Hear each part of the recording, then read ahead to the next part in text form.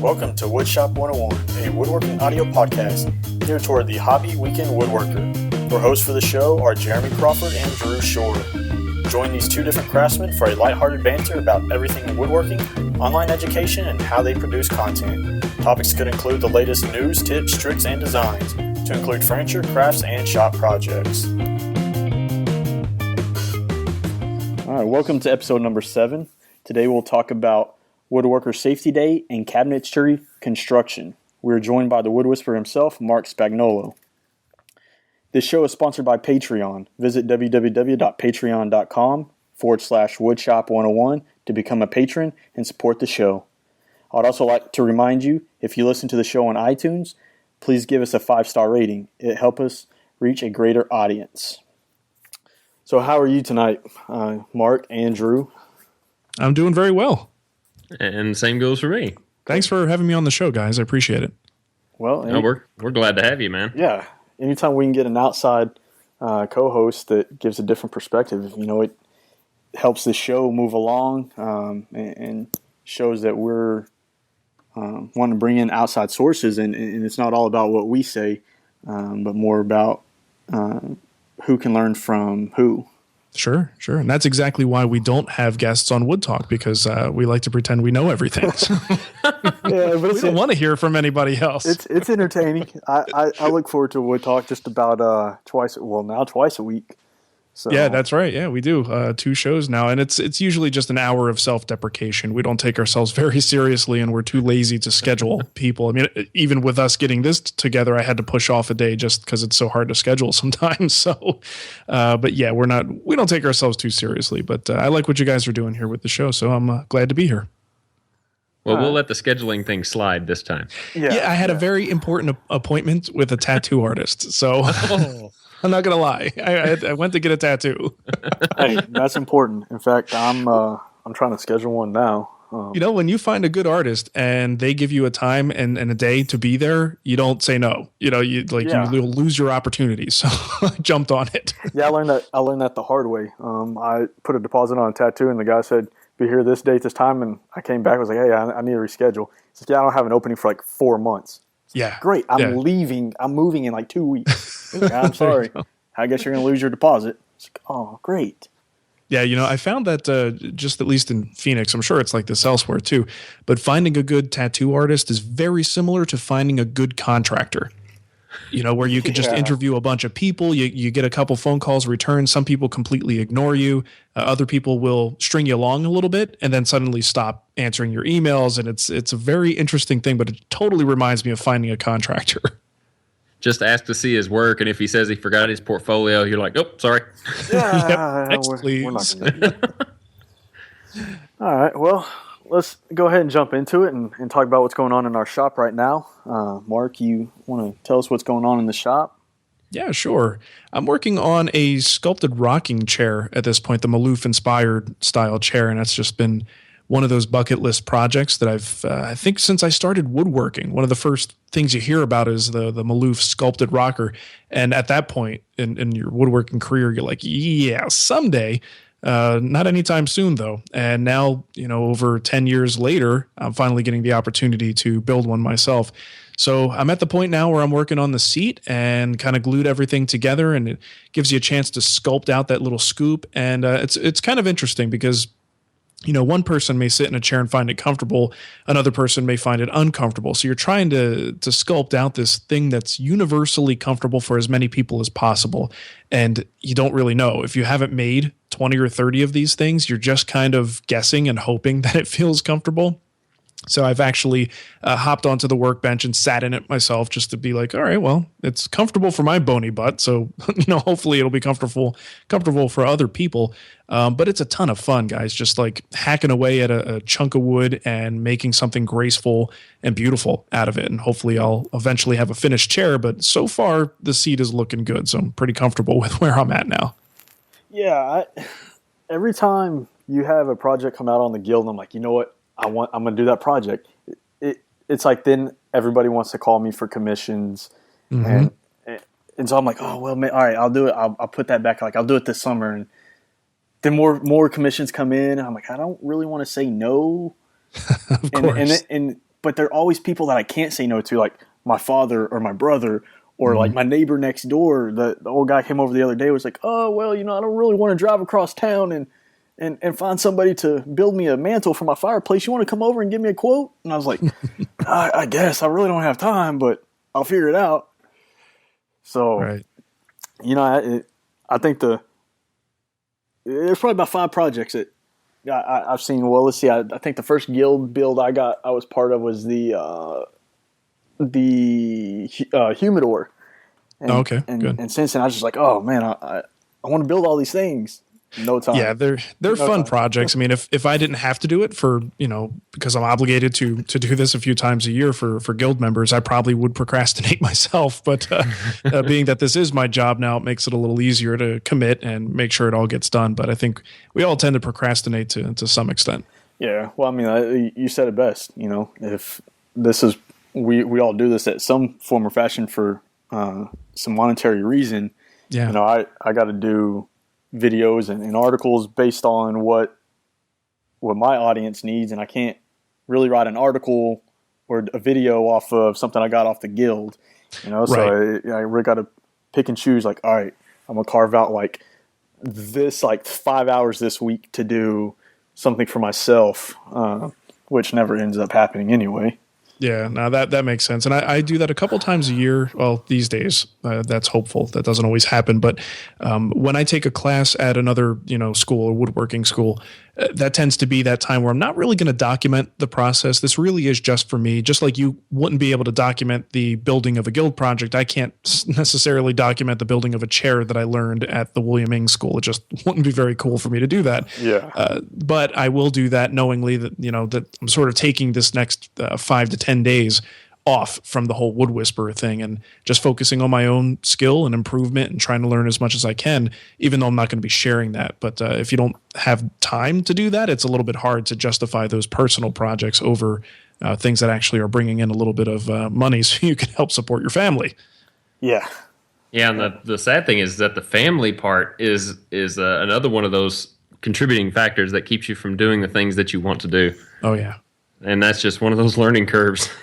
Yeah, I'm still learning it myself. No doubt about it. And that's the thing. A lot of times I'm in the shop, and if I'm really under a time crunch, Nicole will take the reins and make sure everything's okay for dinner, and I'll eat real quick, and I'll get right back in the shop and have like round 2 of woodworking for the day. And it just breaks my heart when I'm in there doing something and I've got, the dust collector running and I can't hear, but I look all the way across the shop and I see my son knocking on the glass door. So the doors have big glass panels in them, and I just see him knocking on the door, Daddy. And of course everything stops and I go and hang out with him for a little while. But it breaks my heart. I feel bad when I have to prioritize work over family, but on occasion, I try not to do it, but on occasion it's, you got to do what you got to do. It happens. Yep. Yeah, I get that pretty frequently. My son will, I'll faintly hear this like knocking, and I'm like, oh man, because he can't open the door to the shop. It just sticks real bad. So I open. He's like, "Can you come inside already?" And I'm, give me like 5 minutes. Yeah. And then like 5 minutes come by, and I'm so deep, like I can't get away. Knocks on the door again. I'm like, all right, like I just pull the plug on all the machines, and I walk in. I was like, I'll have to figure out where I stopped later because he obviously wants daddy attention. Yeah. Yeah. So, and it's a tough call because, I think we all want to be super dad and you want to be there for your kids anytime they need you or want you. But at the same time, you have to sort of prepare your kids for the real world where they're not the center of it at all times. So, that's one of the hardest things I find is striking that balance between what I see on paper as being the perfect dad and then the realism of having a job and having responsibilities, and that it's actually healthier for a kid to grow up knowing that they're not the center of the universe. They need to understand that there's a hierarchy to how they work in the family dynamic. So for me, that's always a personal struggle, is finding that balance. Yeah. All right, Drew, what do you have going on in your shop right now? Well, particularly for this week, I've had a lot of requests on how I've made that vinyl lettering for the vehicle and for my stickers for my brand. I didn't anticipate that happening. I just posted a little photo on Instagram, and I started getting a lot of requests on how I did it, and am I going to do a video on it? So little surprise, I guess I'm going to do a video on it. Nice. But after that, I mean, I kind of been in the process right now of getting my assembly table finished. That is, like you said, Mark, it's that procrastination thing that we're all guilty of. Mm-hmm. And I started this thing back in October, and I still haven't finished it. I guess once I got it functional, I kind of slacked off. Good enough. Yeah, it's working. It's holding the wood up. Right. But I've got to get the T-tracks installed, and that was something I was going to do for Rockler. They needed some video on their T-track system, so I figured I might as well incorporate that. So that's what I got to get done is my assembly table now. It's probably about probably one more show of being done.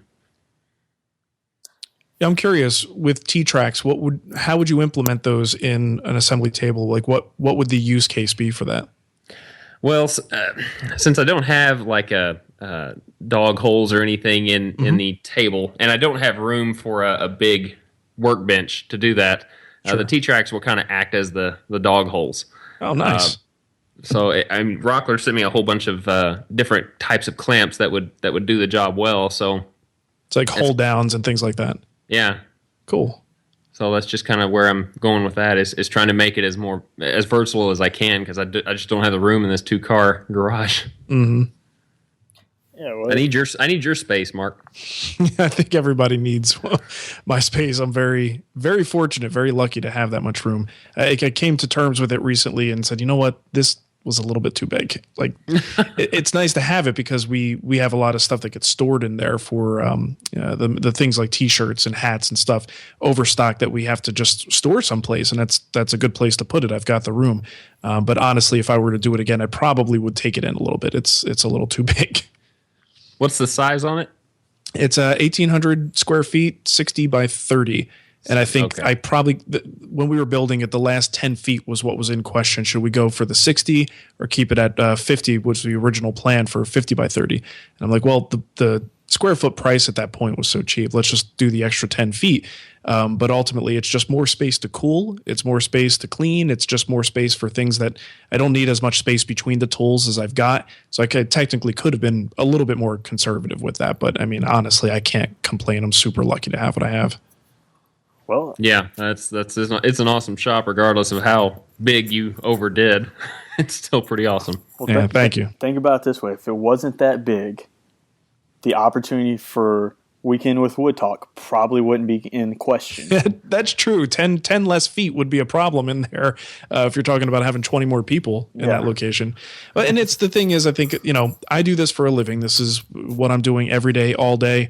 And I spend a lot of time in there, and you guys know what it's like filming in a small space, dealing with tripods and cords and all these extra things that your average wood shop doesn't have to deal with. So my shop is part set. It's part wood shop, and I need to be able to maneuver this equipment around freely along with projects and do it safely. And one of the best ways to do that is to have the space. And we're fortunate to be in a neighborhood that allows me to do that and build that kind of place. So we, had the opportunity and went for it. I think anybody else who was in my position would definitely have done the same thing. Yeah. In fact, I'm hoping we're going, I think, about 6 months. I'm hoping to be moving up towards the Dallas-Fort Worth area of Texas. And that's pretty much, I'm already preparing like that. I'm going to build the shop that I want pretty much when we get a house instead of several years down the line. Like, I might as well do it now when I can get settled into it.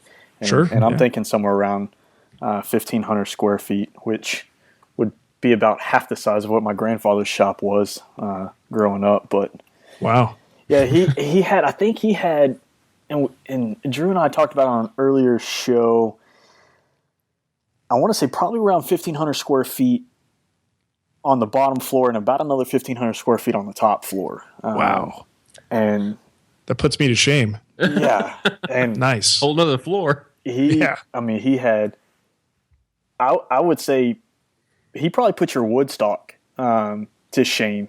Everywhere you looked, he had piles of lumber. Nice. And then you go outside under a little carport, piles of lumber. Like, I have some maple in the shop that are probably 20 to 30 years old that he just had sitting out under like this little covering in his backyard. And when he passed away, I was like, oh man, look at all this oak and maple. Like I'm taking it all.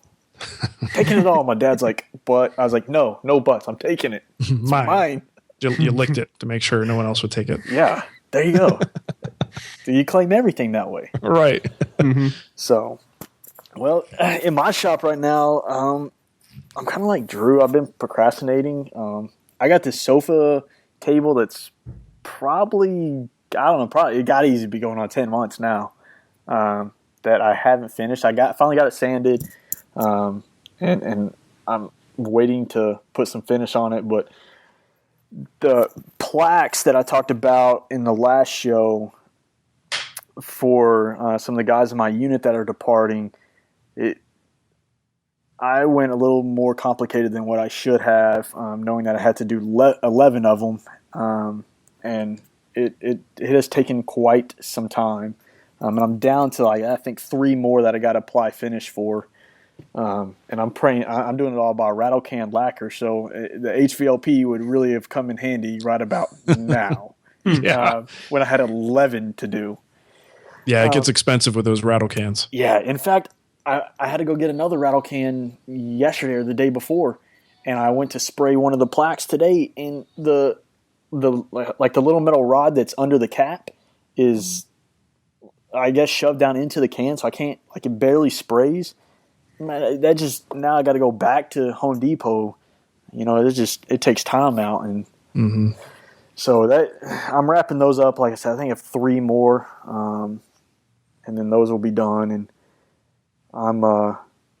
I've pretty much, anytime a commission has come in now, I'm like, all right, here's my list of things. Like, this is going to be done. So as soon as the plaques are done, I'm finishing the sofa table. As soon as that's done, I'm finishing my wife's dining room table. And then I can move on to any other paid commissions. But I have to, I got to, let's see, I did my version of your rustic table, and I still have the base. I haven't even done the top yet. The base is still sitting in my shop. So that's taking up a lot of space. Yeah. And the fact that I have all my lumber sitting on the floor. So I've been working on a lumber rack this week during my downtime or the time that plaques are drying. So I'm really in the next month or so, I want to be to where I have mobility back in my shop instead of moving around everything. So I have a lot of catching up going on in my shop right now. Working on in SketchUp for a couple things for a fireplace mantle and a desk. In fact, I got an arts and crafts style corner desk that I'm working on designing right now. The desk was the easy part, and my brother asked for a filing cabinet to go next to it. And that has proven to be a little more difficult on designing to match the desk. Right. So it sounds like your procrastination is getting the better of you. Yeah, it is. It's finally got me to where it's backed me into a corner that I have no room in my shop to move around. So I have to get these things done. Wow. And so that is hopefully going to be done within the next month. Because I want to move on. I want to build me a new workbench and all these things, but I got to get things that are in there done first and get them out. I know a lot of folks have that situation where there's a bunch of partially completed projects sitting around, and I guess it might just be a personality thing. I can't stand that. If there's a project that needs to be finished, I can't focus on anything else until that's done. I've got people asking me about the next guild build. Let's say it's a gaming table.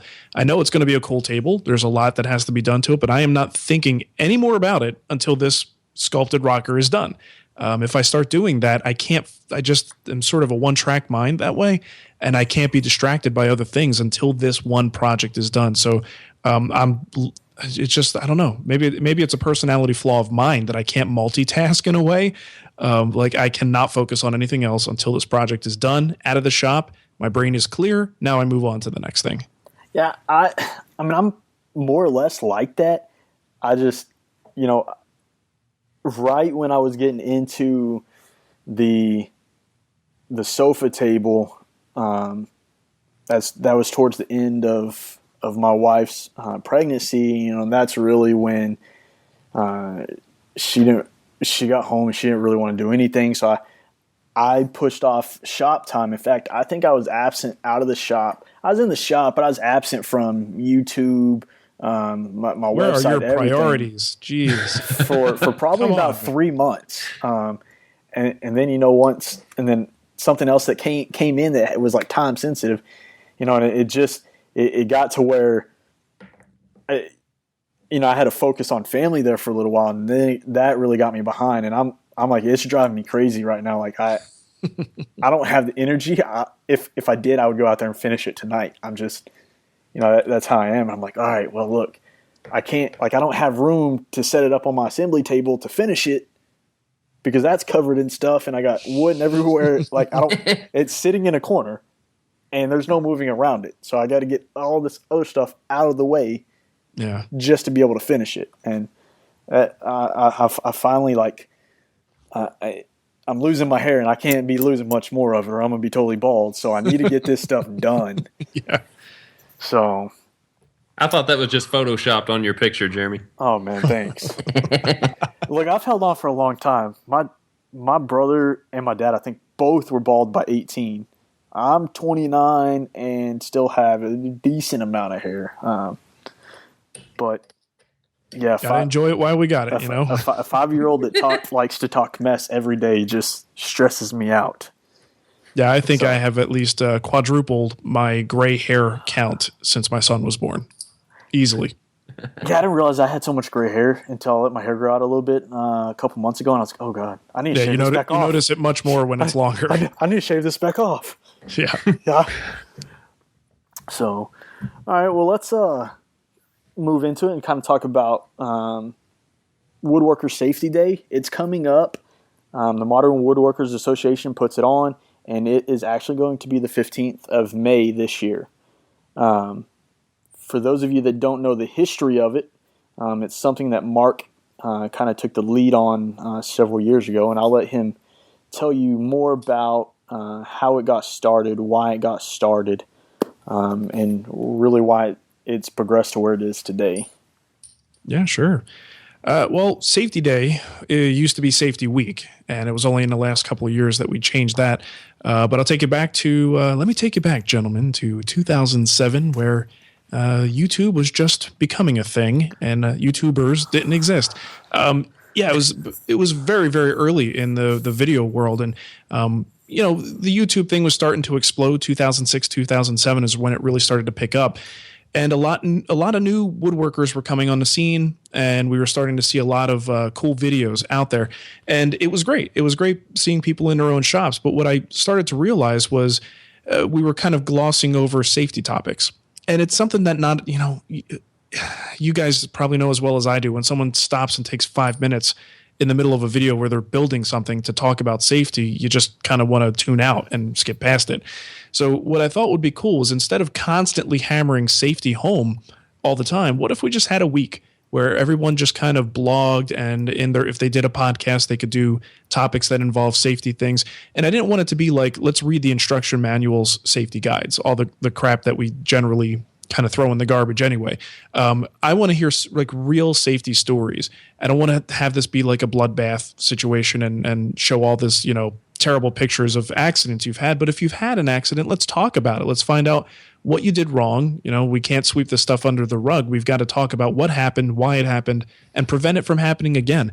So I thought it would open up a dialogue between woodworkers, and it was a lot of fun. And people who didn't even do video and didn't do podcasts got into it and wrote articles about it, and everybody was welcome to contribute that week.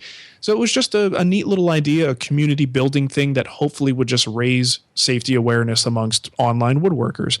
And over the years, we just kept doing it and got more companies involved in sponsoring with giveaways, and just kind of became this fun event. And it was just odd because it was on one of the least fun topics possible, being safety.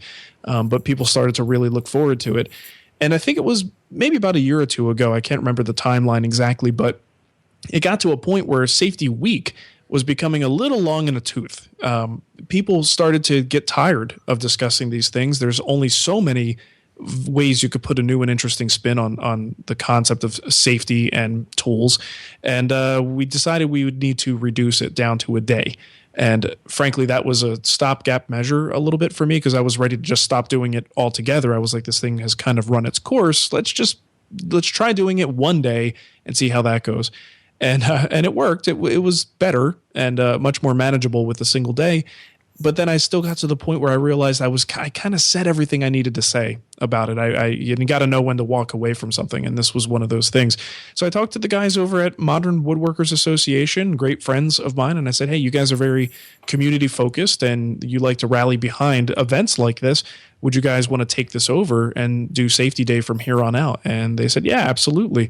So I think they're doing a great job with it. I'm happy to have been a part of it, but these days I don't actually run anything having to do with it. So I'm just glad people are still talking about it. It's kind of a neat concept to see it last this long. Yeah, and it is definitely, I mean, I remember probably watching the first set of series back in 2007. Mm-hmm.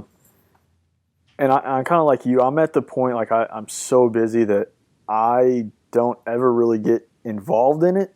With the starting of the podcast this year, I kind of felt like, hey, this is a great opportunity to discuss it a little bit without having to carve out some other time to do something specifically for that. Yeah. But I mean, I can definitely see where a week, year after year, becomes very unmanageable. Yeah, well, it was getting to the point where I could just feel the people virtually rolling their eyes when we'd be like, hey, Safety Week is coming, and you just collectively hear this. Like, because what would happen is if you're a spectator or you're someone who reads all of these woodworking blogs, everyone's talking about safety now for a week. And if you are pretty competent in your shop and you feel confident in your skills, you know, maybe everybody can use a safety refresher, but at the same time, you know, on your own timetable when you're ready for it. So the whole week is devoted to safety. Well, basically, a lot of people would just check out for the week and come back when it was done. And I'm like, well, this feels like I'm force feeding this to people at this point. So we've got to change something. It's got to be reduced in length.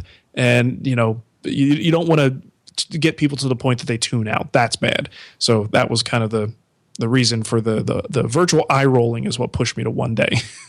Yeah, not only that, I can only imagine how much time it took to do an episode each and every day, right? And to come up with a specific topic for each one, and not only that, but then edit it and then post it. I mean, that's a lot of effort that people just don't understand either. Yeah, that was the thing where I would be like, okay, months ahead, you know, after Christmas time is usually, because it would happen in May every year. But after Christmas, I'd start thinking, what can I do unique here? How do I get this stuff done so I'm not cramming it all in at the last minute? And there's just, you know, it's just, you get so busy, you just have to start trimming the fat here and there. Not to be derogatory toward it, but it was just one of those things that I couldn't put that much time into. Mm-hmm. Yeah, and I think, and I've talked with Tom a lot about it over the last month, trying to get a day really hammered out so we could schedule this. And one thing that I really kind of talked to Tom about is doing a set date every year. You know, whether it be the 15th, the 1st, the 30th, whatever it is, a set date each year. And so you can set it on your calendar and then, you know, oh, hey, the 15th, it's coming up. It's Woodworker Safety Day. You know, and it kind of takes some of that scheduling out of it. You know, every year it's on the 15th. Right. And, you know, then you don't have to worry about, okay, when's the best day to do it? And when's people free to get items done? Yeah, everyone knows when it's happening. Yeah.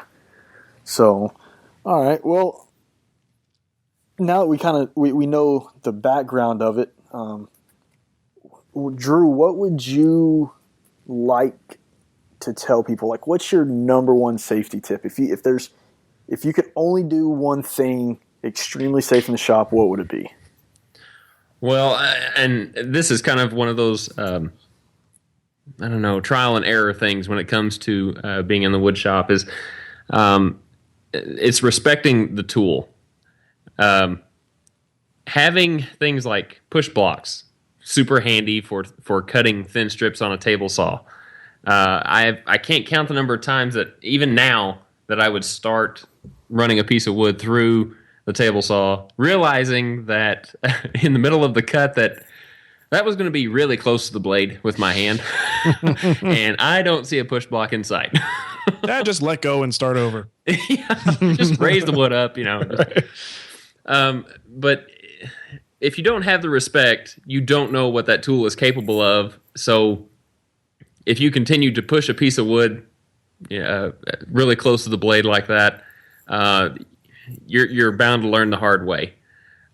So having the safety items on hand, ready to use, regardless of if it's going to be too close to the blade or not. I mean, just having them there really, I don't know, just it gives you a better peace of mind, and you're not frantically trying to search for a push block when the time comes. Yeah, that's a good point. I have my table saw came with one actually, a push stick actually stuck to the fence. So every time I move the fence, it's in my face. Nice. So I'm like, oh yeah, I remember. Let me grab it. Unfortunately, like my micro jig and stuff are not right in front of my face. So I don't usually think about those until I've already done the cut, and I'm like, oh man, why didn't I get my macro jig out? Well, the gripper is one that you, even if it were within reach, it's probably not the one you're going to want to grab because it needs to be configured so that you don't cut right through it, Exactly. Yeah, So and you definitely have to put more forethought into it if you're going to use the gripper. yeah, and I think it's better for more repetitive cuts when you got to do multiple of that same, because then your push block's already set up, so it kind of does some of the work for you. But yeah, like you said, for like a one quick cut where you need a push block, yeah, the gripper usually takes more time to set up than it does to grab another one and push the wood through the blade. Yeah. So, all right, Mark, what would be your one tip? I would say never woodwork on Naked Thursdays. It's just not a good idea, people. Don't do it. Yeah. Secure all items. Yes, please. When No exactly is dangly Naked bits. Thursday? What's that? When exactly is Naked Thursday?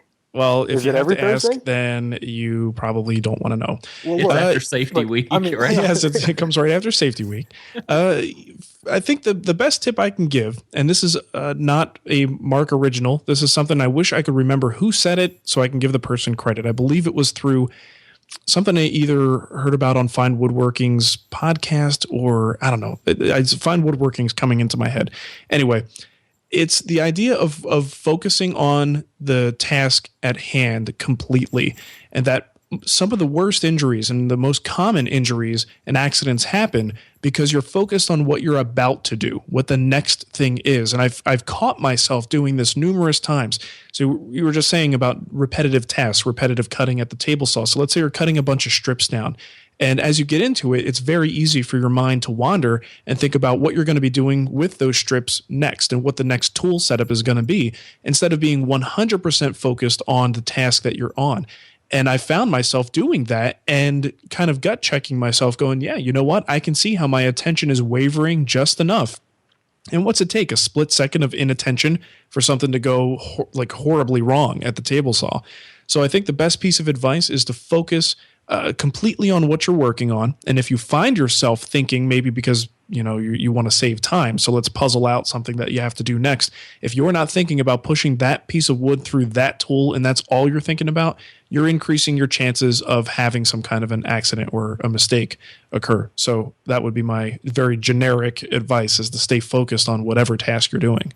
Yeah, and that would play very highly to the people that are doing YouTube videos, because that is one thing that I've caught myself doing, is thinking of the next camera angle.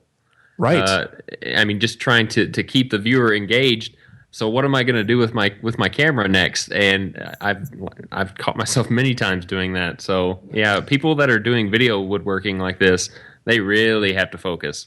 That's not a bad topic for something that probably hasn't been talked about is with so many people making videos these days, there are a whole new set of concerns and safety issues by having equipment around you, having your attention drifting, because as you said, you're thinking about what you're going to do next with that. I haven't even thought about that. And that's something that's built into what I do every day now. So I probably have safety precautions that I take, but I have never formalized them. I've never actually thought about them. But someone should probably talk about that a little bit. That's a really good idea. Mm-hmm. Yes, to talk about those safety precautions with videoing, do either one of you, when you're not videoing, put your tripod away, or do you generally leave it in the shop? I'm too lazy. Okay. It's my tripod is always out every day. It's on a little roller cart that's made for it, so it's got 3 casters, so it's mobile. I can push it around, so I will move it out of the way. But it is always out. The camera is always out at all times in the shop. Okay. I just want to make sure I wasn't the only one. Yeah, no, that thing is not going away. I'm always moving around mine. Oh, no. I'm like, yeah, I'm really not recording anything today. Maybe I should just put it away. And I'm like, no, I'll just move it. Yeah, it's of course not a bad idea to put the equipment away, but it's unrealistic for me. Well, now y'all are going to make me sound like a nerd. I take mine in every time I'm done with it, mainly because I vacuum it, and then I wax it, and I clean it with Windex. And does it sleep next to you in bed, Drew? My wife hears me at night just going, cleaning the lens. No, yeah, I take mine in because, well, with the limited space I have, I can't leave a tripod sitting out, so it has to go inside. But you know what? Your stuff's going to last longer. I mean, I do what I do knowing full well that I'm going to have an expense probably sooner than someone who actually cleaned all their gear, especially the electronics, and takes it out of the shop, brings it in the house. Now I've got a pretty expensive still camera that I use I used it for when I did the book, and it's more than what I needed. But for the book, they wanted really high quality photos, so I got a decent Canon. And that guy comes in the house with me. I don't use it enough in the shop to justify risking its longevity by leaving it out there. But the video camera is a sacrificial purchase. At some point that thing's going to poop out on me, and I'm going to have to buy a new one. But if, when you're doing this every day, you just kind of have to keep churning the stuff out. You don't really have a choice. Yeah, that's kind of how I feel about my camera. In fact, I need to get a new one now. My lens is pretty much permanently caked with dust. So yeah. Well, do you use a filter? You put a filter in front of your lens? Sure. Yes. Yeah. He's I'm sorry. What is that the answer you want? All right. Okay. Look, I fully know what you're talking about. I used to do photography. Okay. Why have I not put one? I don't know. Yeah, there are. For anyone who doesn't know, if you're filming, most decent quality cameras come with the ability to screw on a very simple filter.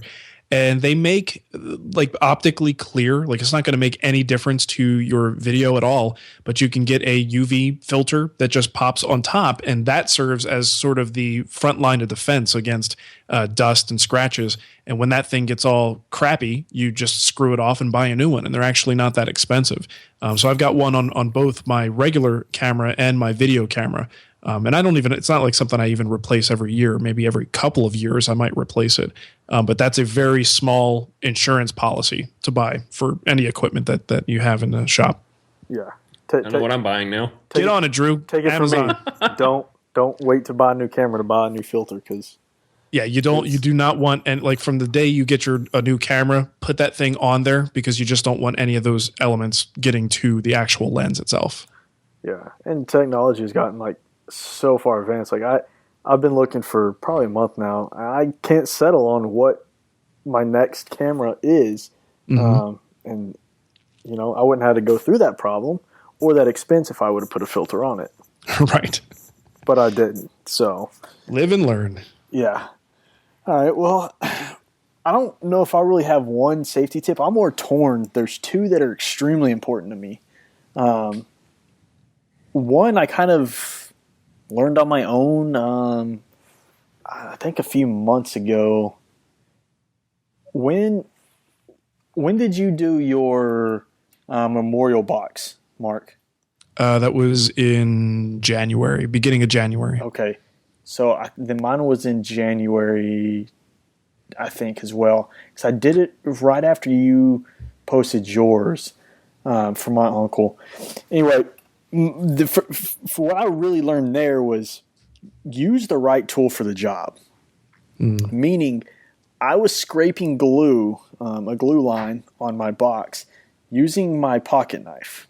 Oh, geez. Yeah, I'm sure you're about aware of where this is going. I love it already. And at some point, all I remember is holding my finger and my pinky, and I have a scar now, but literally from the middle, so the first knuckle from the dead middle of my finger straight down to the bottom side was cut by a knife. Youch. And the only thing I can piece back together is I remember scraping that glue, and then I remember it slipping out of my hand, and I yanked my hand back to get out of the way of it, and it caught my finger on the way down.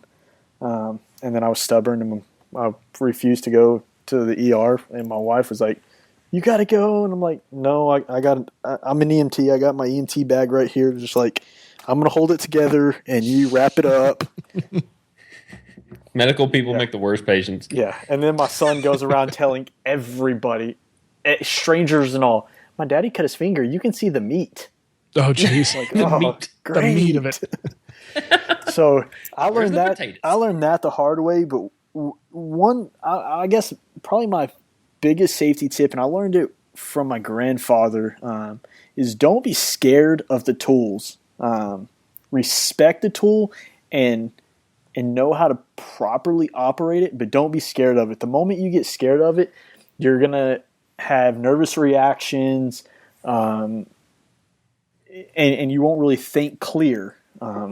Especially you get around anything that's got a spinning blade pretty quickly. Table saw, bandsaw, even a lathe. A lot of people don't really think about a lathe, but you get scared of that tool and you catch a piece of wood and you're going to send something flying across the shop at 1,800, 2,500, 5,000 RPMs, and it could definitely create some damage. So respect the tool, but don't be scared of it. If you're scared of it, think of a different way to do it, a way that you're not scared to do it.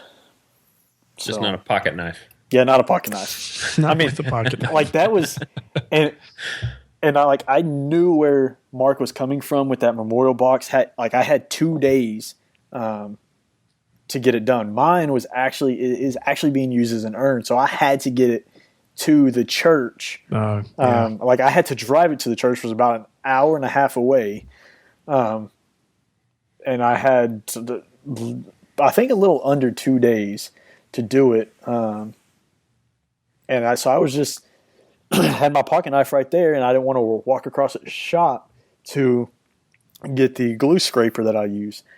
And will I make that mistake again? No. Unfortunately, it was learn the hard way. Yeah, no kidding. So, you bring up a real good point with the fear aspects. When I think one of the scariest woodworking experiences I had was as an instructor.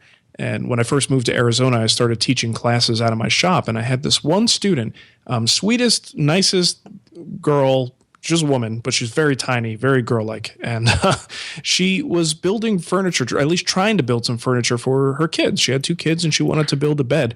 So we're making the primary structure out of plywood, and I'm trying to explain the rudimentary stuff and making her understand how to use these tools. But she was so slight of frame that she would pick up a circular saw, and it just looked like a child holding it. Like she really was terrified of it. And she would start it up and just kind of like tilt her head back and just point her head away. It's like you sort of have to be able to control these things. And again, like you said, you need to respect the tool, but not fear it. So watching her be afraid of the tool, and as the instructor trying to, sort of control the safety aspects of what's going on while teaching her at the same time, I was terrified, because I'm like, how do I tell her that you might not be strong enough to hold this tool? Let's see if we can maybe position something a different way, that you can control it comfortably with 2 hands. But yeah, seeing the fear in her eyes just immediately terrified me, because it's like you've got to approach this from a particular mindset. And if you're scared, that's a bad way to start. Yeah, exactly. Yeah. The fear is something that you really got to get under control before you really dive into woodworking. For sure. It's kind of funny that you'd mentioned about newbies and learning. We actually had a question come across to our I think, how did this come across, Jeremy? Was it by email? No, I got it. It was a comment left on the website on Okay. one of, I think, the last episode or 2 episodes ago. Yeah, he had mentioned that he was getting started into woodworking and was doing a lot of binge listening to us as far as the shows that we've been putting out, including our podcast. Mm-hmm. And his name is Scott. I hope I pronounced this right, Albrecht or Albright. But he said that he's got a project coming up that is an entertainment center, and I guess he's trying to figure out a good way to construct it, meaning like using dadoes and rabbets, pocket holes. Kind of what is the recommended method of joinery? What we prefer when it comes to building it? Because I guess this is probably his first time to even try it. He was wanting to know also if he should use hardwood for the whole thing or plywood with hardwood edging. He's just basically want to know our thoughts on that whole process. I wouldn't say I'm an expert. I'll kind of take the reins on the beginning here, but I'm not super expert on cabinet making. I've done a lot of it. I've even made utility room cabinetry. But every time I did something for someone, custom work or not, I was trying my hand at something brand new. But it seems like cabinetry is, there's always basics that you have to go back to. I mean, just basic cabinetry building is just making a box. Using the appropriate joinery, like using dadoes and rabbets, make it, when it comes to assembly, a lot easier. Keeping things square and making sure that they are the same height from the floor from one side of the cabinet to the other. It kind of goes together like a puzzle.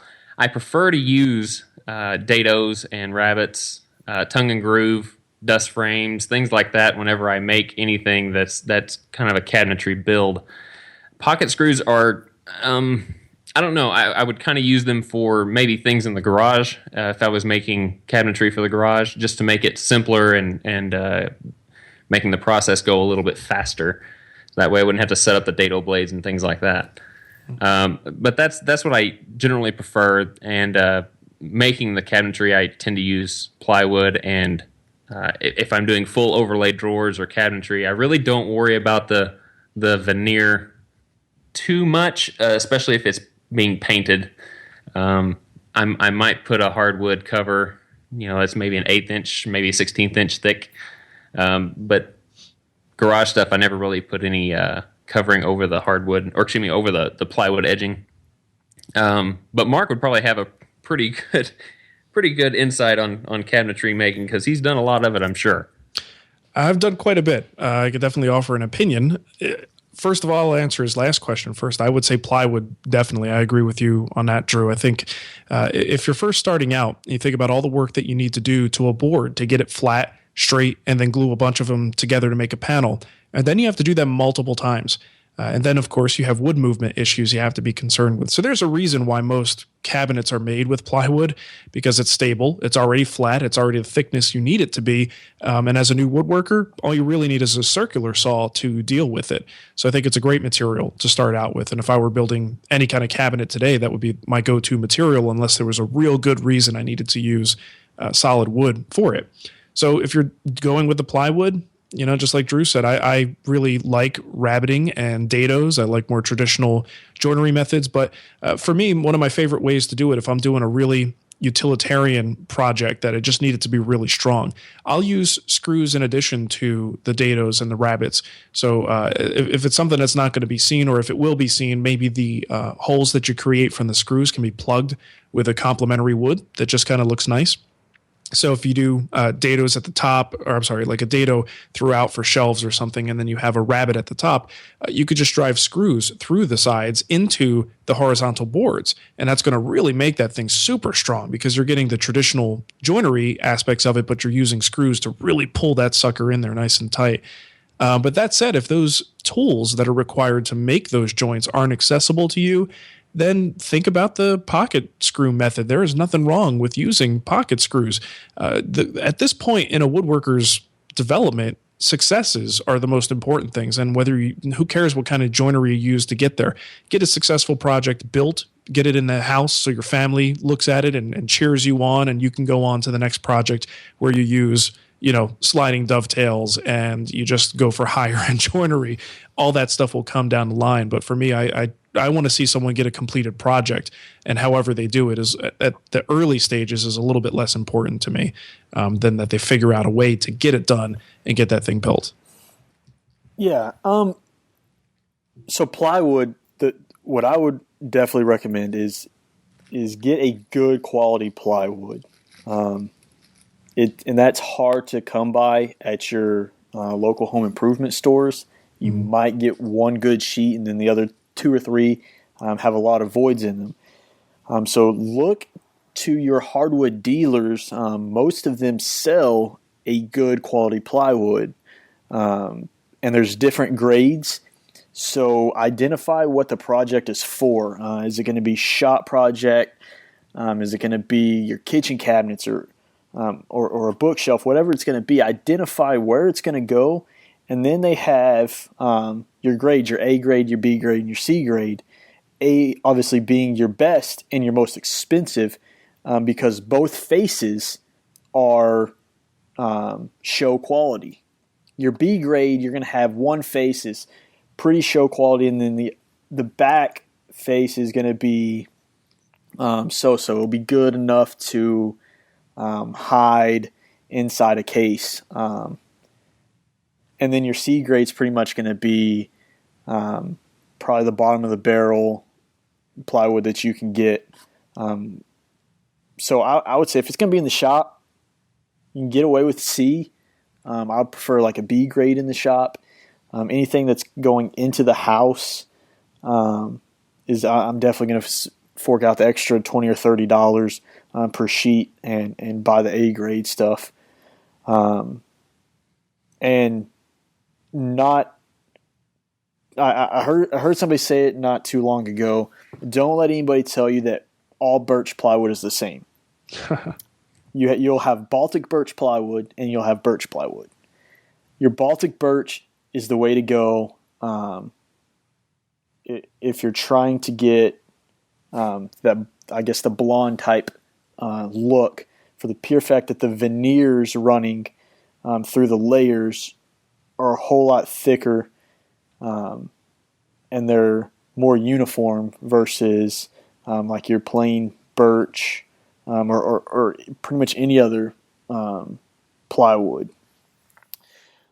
And then your hardwood edging, I would leave that somewhere for if you're going to make a plywood door or a face frame, something like that. If you're not going to see the edge of the plywood, then you probably don't need to add hardwood edging unless you need it for reinforcement, such as for hinges, something like that. If you just can't get by of the thought of having exposed plywood edges anywhere in your project, then use maybe like an iron-on veneer tape. I'm the same with Drew and Mark.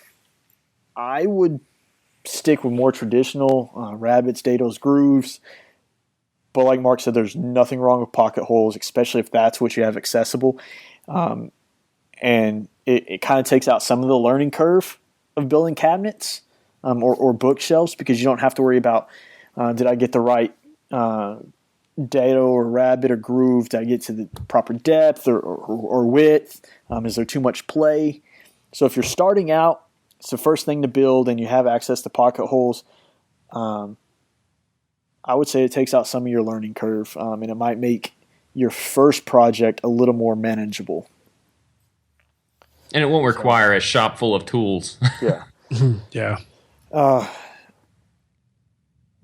if you want to see a good video on hardwood veneered edging, Mark actually did a good video not too long ago. Well, maybe long ago. I don't know how long ago was that video that you did with the cabinet doors. I don't remember exactly which one. I get so confused after 250. It was for your shop cabinets. So I think it was sometime last year, right? Yeah, I think I did one because I know I did iron on or just generally some of the common things that you could do for veneering, edge banding. That was early. Yeah, I don't remember. Maybe it was one of the live demos on TWW Live. I don't remember. That might be what you're talking about. So I've episode 33 is called On the Edge, and I don't see the other one. Boy, oh boy. I know you did because I think you're right, and that's why I'm getting frustrated. Yeah. I can't find it. We'll figure it out. We'll put the link in the show notes when we can find it. But that's definitely a good video to watch. Just don't take after Mark and wait however many years to put drawer fronts and doors on your cabinets. Yeah, that was one of those things where your priorities, right? The cabinets were there, stuff was in them, so doors and drawers just became kind of secondary. Sounds like my assembly table. Yeah, you do what you got to do. That's right. It holds the wood up. Right. So, all right. Well, we just wrapped up. You're actually going to be hearing this show somewhere, I think, around the 4th. Today is May 1st, and we wrapped up the Worksharp 3000 giveaway. I want to give a congratulations to John Noel for winning the Worksharp 3000. I've actually already been in contact with him.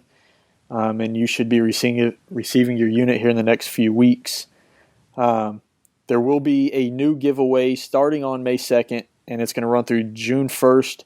And there'll be some different items up for grab. There'll be like a little package from Fast Cap on some of their safety items that they offer. And then 3M is actually going to throw in a 6500 series quick release respirator with a package of P100 particulate filters and a vapor cartridge, organic vapor cartridge.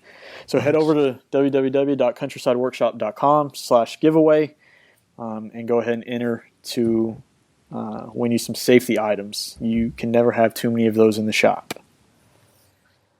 So, all right, well, we're wrapping up towards the end of the show. Mark, you want to go ahead and tell everybody, if they don't already know who you are, how they can get in contact with you, or the things you offer? You want to go ahead and tell us about those? Yeah, absolutely. We've got a bunch of information at thewoodwhisperer.com. We've been doing this since 2006, so we just kind of keep chugging along and pumping out content and trying to get better at what we do. So lots of woodworking information, articles, videos there to check out. I also do an audio show, much like this one, called Wood Talk, and you can find that at woodtalkshow.com. It's me and my buddies, Matt and Shannon, and we just talk about woodworking and try to share some advice and a lot of times sharing problems that we have in the shop and making fun of each other while we do it. And also I've got a little thing called the Wood Whisperer Guild, and it's a paid membership website where you basically learn how to build projects in incredible levels of detail. It's when I first started woodworking, it's what I would have liked to have had access to. Someone who could show me every step of the way, where I don't need to go and travel somewhere to take a class. You can actually essentially take a virtual class online, and that's at thewoodwhispererguild.com. Tons of good information there. Yeah. Thank you. And if you don't feel like paying for a guild membership, although I highly encourage it because it is some great content, his videos are definitely very in-depth and very thorough. So anything that you can watch on his website is going to be worth your time. Well, and it's not, the thing with the guild is it's not for everybody. A lot of people either are a little too advanced, they don't want that much detail, or maybe they're not ready for that much detail. So it's one of those things, not everyone is going to be ready for that. And that's what the free site has always been there for is, we did that well before we started a paid venture. But the free site is just packed with a library of different information on woodworking techniques. Just about all the foundation stuff you could possibly need is there, and it's all free. All right. Well, Drew, do you want to give the contact information, and then we'll get on out of here? Well, just in case they want to get in contact with us. Yeah, sure. Yeah, maybe. Look, I'm sure my mom's only the one listening to this, so Mom, you guys were great. Yeah, you know my cell phone number, Mom, but I appreciate you putting it on the public forum so everybody can read how good we are. Well, I just want to tell everybody that we do what we do because of people like you, the viewers, the listeners. They make it all worth our while, and it shows the support that keeps us going. And I want to thank, and Jeremy and I would want to thank the special guest, for one, Mark, as well as Scott Albrecht, who sent in the question for basically today's topic. So without those things, and without your sharing of the show and commenting, it wouldn't be as fun as it is right now. And I want to thank you guys very much for that. As always, Jeremy and I want to thank you for listening to the show. We had a great time. We hope you can join us again the next show. Woodshop 101 is basically a show that brings the basics and more to you about woodworking and anything in between. We would like to give a special thanks to Marc Spagnuolo for joining us. It was great fun talking to him. This is really my first one-on-one I had with Marc, so it's been pretty cool. Nice. Your life will never be the same. That's right. It's already changed, man. Maybe not for the better, but... And if you like the show and you want to hear more, you can find us on iTunes and YouTube, as well as stream us on woodshop101podcast.com/listen. That's LISTEN, listen. Don't forget to subscribe. When you subscribe, you help get our show to the public eye even more, and this will help with sponsorships in the future to help grow our channel. Also, if you have any questions, you can email us at woodshop101podcast@gmail.com, or you can even leave a voicemail via Skype. Just search Woodshop 101 Podcast. And you just might hear that question, like Scott's, on the air for us to answer. We post new episodes every 2 weeks, so we hope to hear from you very soon. So from Jeremy, myself, and our special guest, Mark, we wish you well, and please remember to be safe in your shops. Good safety week. And we'll see you guys next time. Yeah. And before we sign off, Drew and I also have our own independent shows and websites. You can find myself at countrysideworkshop.com, and that has links to all my social media, YouTube, and everything else. And you can find Drew over at rhwoodshop.com. Again, he'll have links to all of his social media if you choose to look into us individually. For that special. All right. Well, Mark, thanks again for joining us tonight. Thank you, guys. I really appreciate it. And we will talk to you guys in 2 weeks. Later. Peace.